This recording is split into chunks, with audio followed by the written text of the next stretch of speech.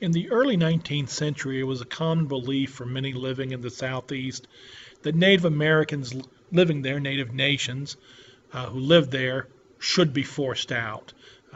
Very unfortunate by today's standards, also by the standards of the day, but unfortunately it was not uncommon. The President of the United States, by 1828, 1829, its inauguration, was Andrew Jackson, who had a particularly low belief about Native Americans, which would, even for the standards of that day, be considered to be racist. Jackson is fine with attempting to move them from the area where they lived, mostly from Georgia on down into Florida, to what at that time was called the Great American Desert, or what today we think of as Oklahoma. In 1830, the federal Congress actually passed something called the Indian Removal Act. Through the Indian Removal Act, the federal government was to negotiate for voluntary relocation of Native Americans of the 5 so-called civilized tribes, and eventually all 5 of the so-called civilized tribes, or all of the Native American nations of the Southeast, did move either voluntarily or involuntarily.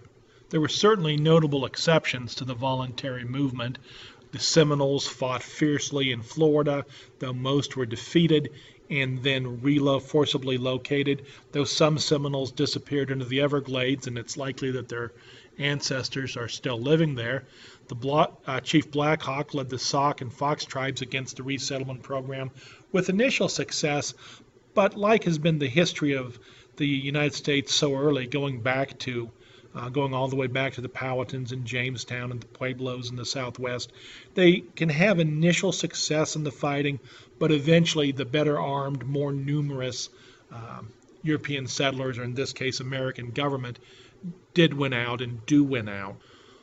One of the focal points in the forced relocations is the Cherokee Nation and the state of Georgia, because of laws passed by the state as well as Supreme Court decisions. In 1827, the Cherokee had adopted a constitution that stipulated they're not subject to another state. Georgia responded by passing a law saying they were, and also several other laws that set up the relocation of the Cherokee.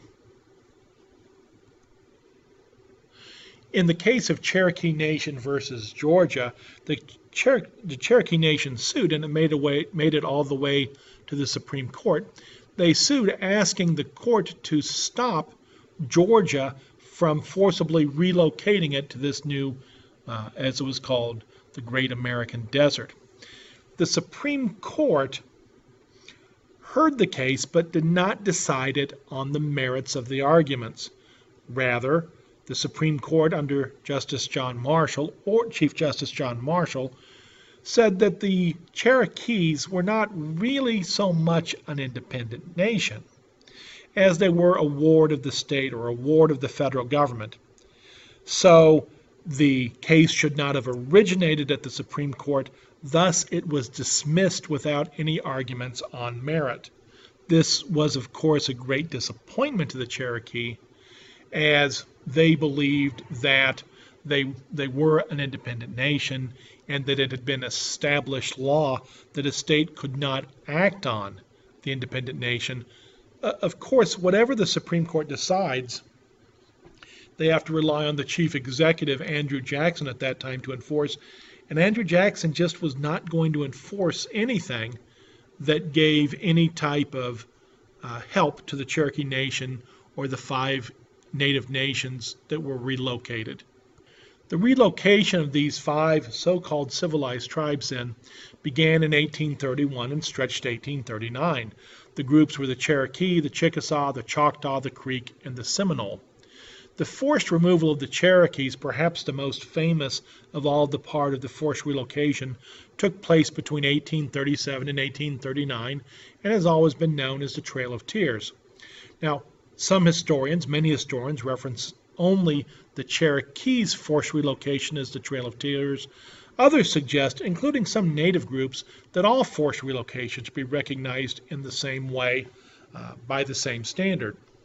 Here's a cartoon showing the belief of how the Cherokees were treated, that the Supreme Court decisions had effectively tied them down, and that the government then was going to let anyone, be they hunters, be they entrepreneurs, be they governments of states, be they foresters, chop away and hack away at them in any way that those people wished. The Trail of Tears then includes about 7,000 federal troops guarding and taking about less than 20,000 Native Americans all the way from the northern part of Georgia to Oklahoma on a forced march that is torturous and indeed deadly. Here you can see the map of the Trail of Tears, the full length of where it goes.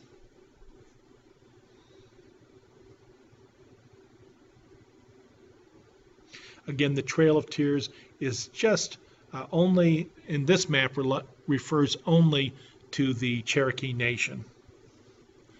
The Cherokee Trail of Tears also relates to the Treaty of New Dakota and the Indian Removal Act of 1830,